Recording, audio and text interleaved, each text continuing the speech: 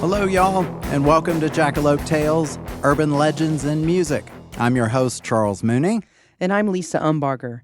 And also with us today are our production crew, Jenny. Hello. Jeannie. Hola. And on the board, Wimbledon men's single champion, Sam. That's me. Reigning champ. Dang, all those foot faults and net balls. God. How's everything going, Lisa? Everything's going good. Fantastic. So, what's been kind of catching your attention this week? Well, I'm always on the TikTok. Oh, yes. And on the TikTok. You're on the TikTok. Or the Tic Tacs. Yeah. As some other older people say. Have you seen the video? It's gone viral of the lady on the plane where she says the person that's back there is not real. Oh, the psycho woman. Yeah. Oh, God, yes. So what do you think? I mean, I think she's fucking nuts. Yeah, but they haven't found they haven't found the person. I mean, last I checked, they had not found the person. They had a person who said they are the person and they're completely real. It's a reenactment of Twilight Zone with William Shatner. Where there's the thing on the wing. Yes, something's on the He's wing. like, I see it. Right. And no one believes him, and there really is something on the wing. Exactly. So does that mean there is someone in the seat? What if they weren't on the seat, they were on the wing? Oh. Because she never really said that, did she, that they were in a seat? I don't know, because didn't she just say that thing back there is not real? Right. So I have a theory. Mm-hmm. I think she was using the bathroom. Yeah. And she's like, I'm going to drop the kids off at the lake. And she really didn't poop. She farted. It was the ghost of the kids at the lake. It's a cover-up. Right. They're not real. It's a fart. Oh. That's just one theory. I mean, so many people want to disguise the fact that they've let one go. On a plane? I mean, no one wants to take responsibility for that. Oh, no. That's one step below COVID air. Yeah. So. Oh, man. But so today we're talking about musicians and mythology. Oh, man. These are like the real deep, good-hearted urban legends. Yeah. Where they really have some deep meaning, real experiences. Right. The ghost stories. Yeah. Something that really pulls you in. It's like you just need a little campfire. Right. And some marshmallows. Right. And you're tuned in. Yeah. So I used to be a camp counselor at the YMCA. Oh, shit. And you a counselor. I know, love that. right? Yeah. And I was in charge of teen camp. Ooh. And we had to go on week-long camping trips. Ugh. And these are kids that are of the age where they want to pretend to procreate or actually practice. So I had to come up with ways where I could get some rest and they wouldn't be doing stuff while I was sleeping.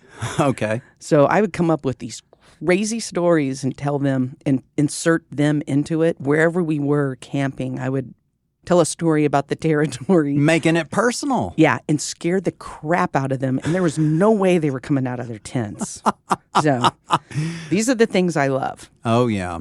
And that's kind of, you don't expect those kind of stories at the Y. So, No. way to catch them off guard. I am a scholar of these things. I love them. Ah, fantastic. So, do you want to go on with the first one? Yeah, this one's called Bunnyman Bridge. Love it already. I know, right? Because it's kind of like a jackalope, Yeah. but it's sweeter and cuter Oh, right. and right. deadly.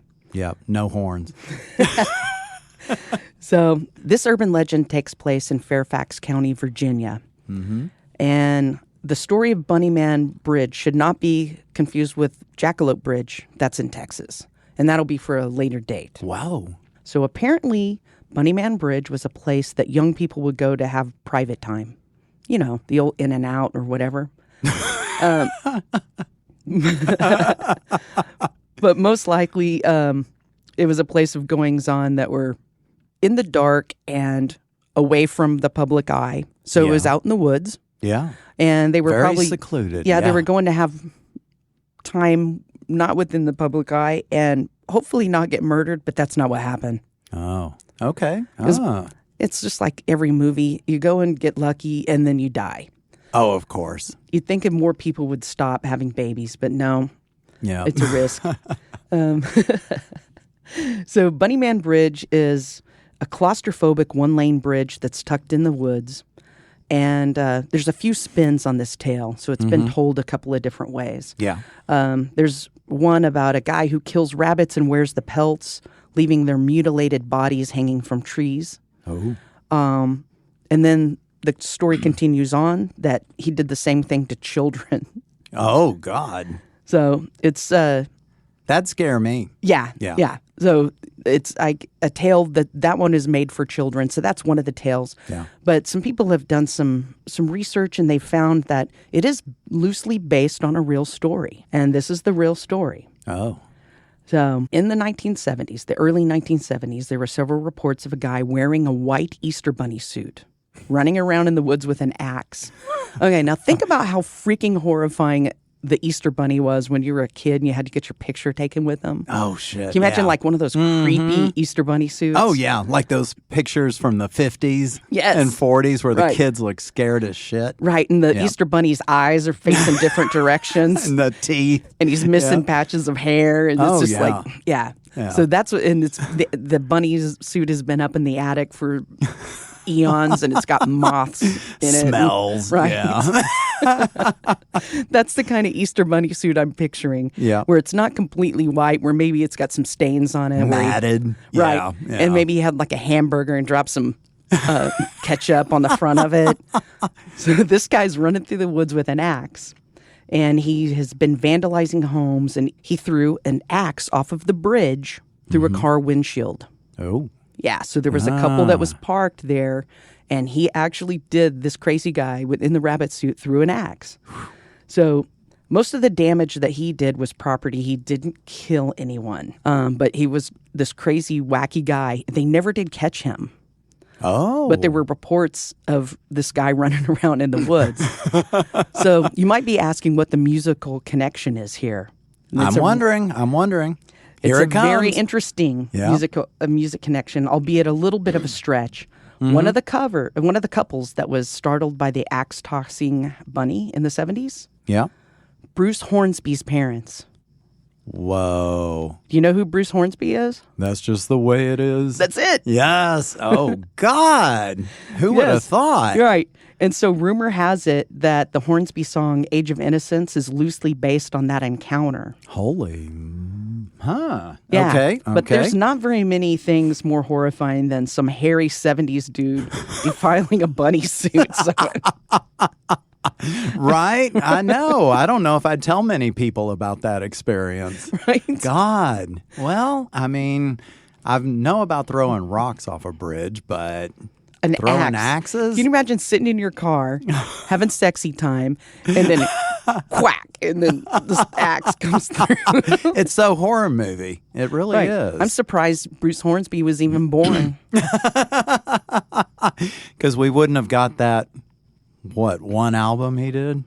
I think he did more than one, but yeah, That's that the only one one good I know of. That one good one. I that think we know the worked song at off of. I think we worked at Sound Warehouse when that came out. We did. Yeah. And that's one of the albums we were forced to play. You know what? I went back and listened to some of those, and it's not that bad. Really? It's okay. I just remember the video being on too, and I was like, "Oh, The video sucks. I did Yeah. watch the video. The video's horrible, but the music, it's not so bad. oh, okay. Well, I mean, chalk now one that I've up gotten to- older and I don't like all that loud music, I want everyone to turn it down and get off my lawn. y'all shut the fuck up while I play Hornsby." your personal moment with Bruce. Right. Oh, that's cool. Yeah. No, that was a good story with the correlation of music to the bunny. Yeah. I like that. So do you have a... I do. I've got one that comes out of Springfield, Missouri. Misery It's- loves company. I know, right? This one is about the Landers Theater. And so it's a little tinier theater there in Missouri. It was built in 1909. Okay. And It's old. it went through a renovation in 1970, but it's said to be haunted by several ghosts. Ooh. Some even speculate it's up to 100 different ghosts. Okay. Why? How did it get? Was it built on a graveyard or something? To have that many, no kidding. There can't have been that many disasters there, but there have been some. So one ghost is a janitor. Used to be a janitor there, and he perished in 1920 in a fire that happened at the theater. And his apparition can be seen in the balcony watching rehearsals. Why isn't he cleaning up? It's in between, I guess. Okay. I don't know. It'd be funny to me, it would be a funnier ghost if he was like in the downstairs basement bathroom mopping or throwing down sawdust for vomit. Right. You hear the door open and he goes, "Oh, shit." And then you hear a mop sweep. Now, another ghost is also in the balcony. And it was a man who was stabbed to death in the 1920s. And this man appears as a green, hazy orb that's about 5 feet tall. Is that what he looked like in real life, too? I hope not. I mean, I would come back and haunt people if I were 5 feet. Right. He's Yeah, a little I'd be rotund, pissed. round dude. Yeah. Now, they also have situations where there's a ghost baby. Uh-huh. I mean, you want to make some shit scarier? Yes. Throw babies and kids into it. Right. Dolls, babies, kids. Oh, God. Yes. I mean, those twins in The Shining, Yes. that fucking messed with me when that commercial would come on when I was a kid. But the baby had fallen from the balcony way back when. And there's a recurring scene that kind of happens where this orb will fall from the balcony. Does it cry? Baby cries are sometimes heard. Oh. Yeah. And then sounds of mothers gently quieting their children can be heard too. It's like, yeah, you're falling off the balcony. Shh, I want to watch the play. I don't want CPS to come. Exactly. A couple other experiences from outside of the theater. People have seen a tall, blonde man's apparition in Elizabethan clothes looking out a fourth-floor room from behind the curtains. So, That was a horrible actor, probably. I mean, I'm sure it was some Shakespearean play going on. Right. And it sucked. Mm-hmm. And Oh, yeah. Totally boring. And he just was like, the hell with this, and went to his dressing room and just was pissed. yeah. I could see that. But there's also the talk of them actually touching or whispering. Ooh. Yeah. Now, in fact, situations where this has happened current day, during auditions for A Streetcar Named Desire, because nowadays it really just focuses on plays. There was a girl whose earring flew from her ear onto the stage as if someone had flicked her ear. Oh. Oh, yep. There's that one. And then when Fiddler on the Roof was performing there, multiple times the fiddles would be moved around the theater. It sounded just like that. It was like this It's the eerie. fiddle moving. He'd be like, "Where's my goddamn fiddle?" And then it'd be somewhere else. And then it'd be a baby holding it, a dead baby orb, falling from the balcony with this fiddle. Right. Now, this also ties in because back in 2009, the theater did try to put on some actual shows with performers of music. And one of these was with the band, I'm sure one of your favorites, Panic at the Disco. No. No. Okay. I tried. But they were touring for their album Pretty Odd. Okay. I don't know why there's the dash. But anyway, so the lead singer, Brendan Urie, he would prepare for the show by drinking Earl Grey tea and honey. And I mean, he'd drink quite a bit of it. Oh, no. I know.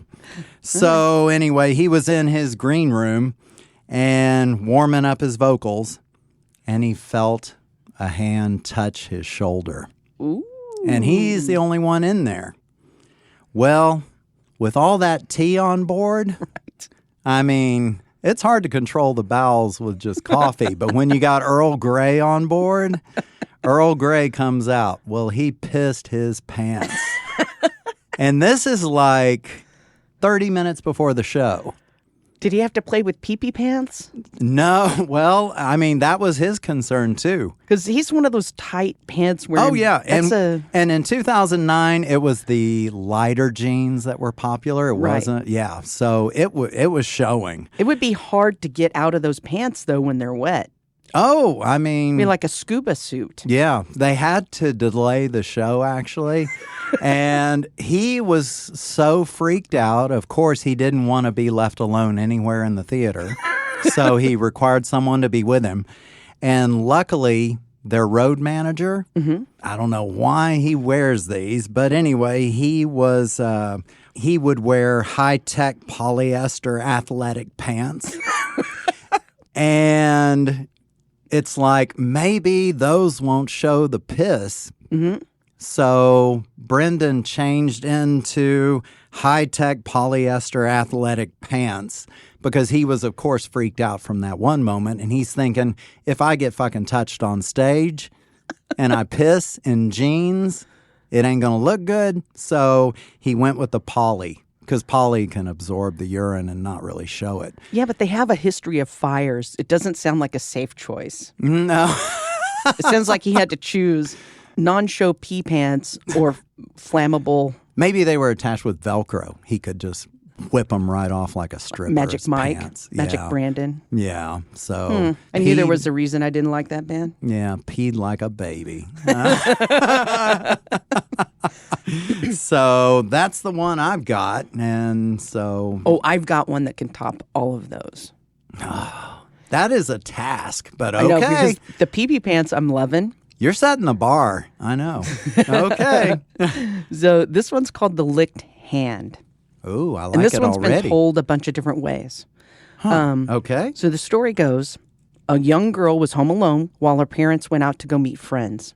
Yeah. And this is the first time she's been home by herself. And she had been begging her parents to stop treating her like a baby. Please just let me stay home by myself. Yeah. Oh, yeah. So she was watching TV, and on the news that night, they announced that there was a serial killer that was on the loose. And for everyone to be aware, and this is a small town. Yeah.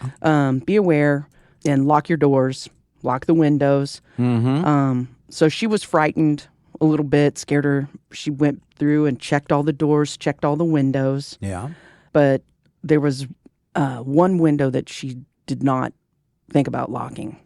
Sounds like a horror movie. Right. So it's the story that you hear every single time, every single ghost story, every single horror movie.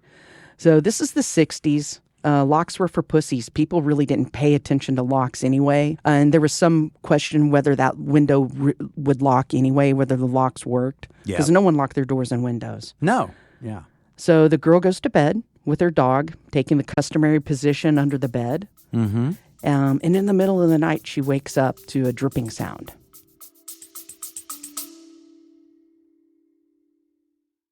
Are you suffering from high-quality podcasts? You see, quality podcasts stimulate parts of your brain, leading to an irksome condition called thinking. But suffer no more, my friend. Introducing Discount Storytime's blend of fictional nonsense and rancid gibberish to provide soothing relief. Try Discount Storytime today. Available on most podcast catchers and at discountstorytime.com. Consult your healthcare provider before listening to Discount Storytime. Not intended to treat unicyclitis, pickleball liver, or jittering expectations. And by middle of the night, I'm probably guessing it's probably midnight because she's a kid. She went to bed. Her parents still weren't home. Yeah. And she reaches under the bed, and she's reassured by the lick of her dog that's there. Make sure her dog's there. Okay. Yeah. She's still there. She awakens later to the same dripping sound. And now she's curious about where the sound's coming from. Sure. And she knows it's coming from the bathroom. And she approaches the bathroom. The dripping sound is louder. Oh. And as she flips on the light, she sees her dog is hanging from the shower nozzle. Oh. and its throat is slit and there's blood dripping into the tub. Holy shit. And out of the corner of her eye, she sees something. And she turns, and on the wall is written in her dog's blood the words, "Humans can lick too." What? Yeah. Oh, my God. It's so creepy. That's freaky as hell. I have never heard the story. No. But I guess hadn't it's heard been this. retold many times. So Yeah. how does this story connect to music? That's true. You How does it haven't connect made to the music? connection yet. Here it goes. That young girl was allegedly Judith K. Newton, otherwise What? otherwise known as Juice Newton, What? Oh, my. Queen of Hearts, Angel of the Morning, Juice freaking Newton. And Excuse me? right? What? Juice Newton. Oh, my God.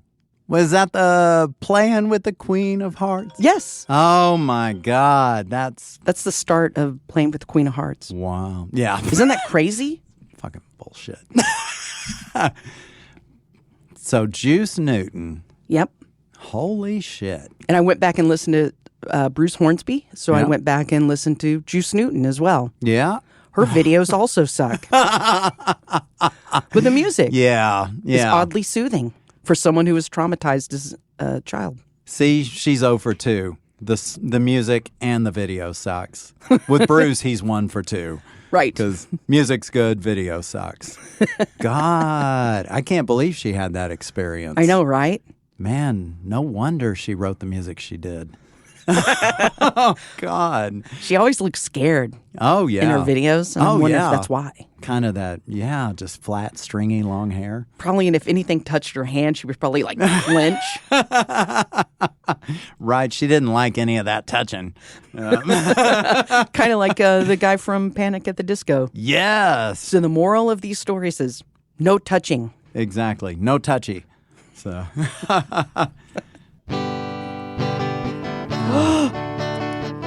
I love this song. I love that signal. It's letting us know it's time for Lone Star reviews. Lone Star salutes. And, yeah, you're right. What is it exactly? Well, this is where we talk about 1-star reviews of music, musicians, shows, anything to do with music. Yep.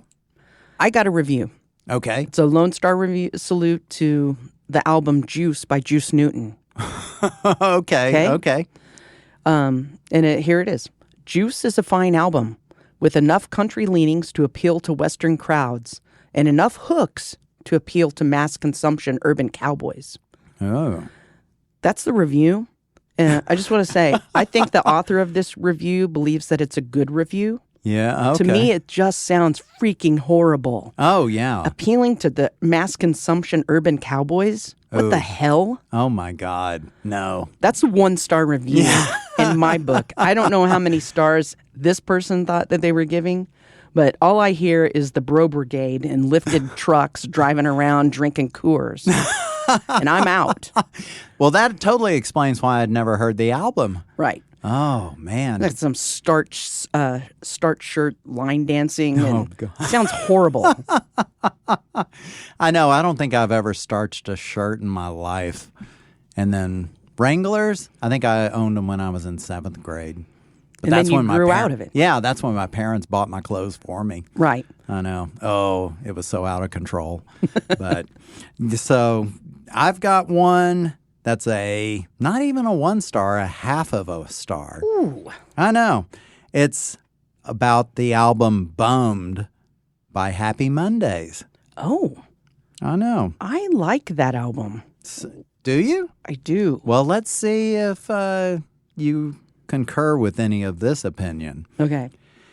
Imagine a dustbin drum kit rattled by the honkiest monkey in the universe. Then add guitars like fingernails being scraped over a blackboard played by a dope-addled giraffe. He's going with the animal theme here. Right.